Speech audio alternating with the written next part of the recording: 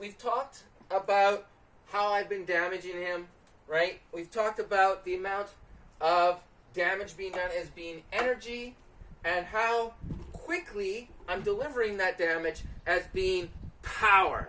So power, we said, was energy divided by time. It's how quickly I'm delivering energy to HEMAbot. Okay? But what's going to determine my ability to do that? And that'll show us our last formula. So we've mentioned in the past that poor HEMAbot here had defenses once upon a time, and I would push through those with pressure. I'd push through those defenses, and that was voltage. Okay, so voltage was helping me determine how often I could hit him.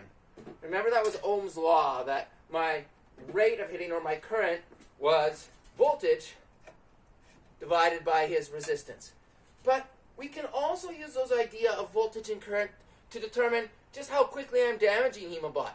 Because if I am pushing past his defenses with a lot of force, then I'm applying more force every time I hit him as well.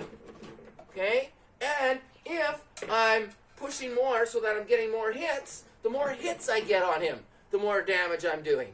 So we can see what's happening there is that the damage, or how quickly I deliver damage to HEMAbot, is also determined by the voltage, how hard I'm pushing, and the current of how quickly I'm able to hit him.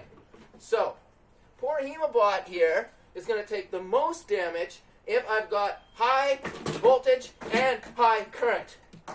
So, our power can be determined by multiplying the voltage times the current. Okay, so P equals I times V.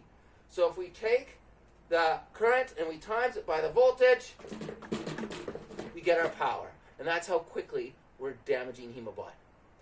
So with those, and knowing that Ohm's law, that the resistance is also what's going to affect my current based on my voltage, we can actually do a bunch of derived equations as well, where we can say P is equal to I squared times R, or P is equal to I squared divided by V. And so there's all these derived formulas that we can get as well when we start plugging things all together.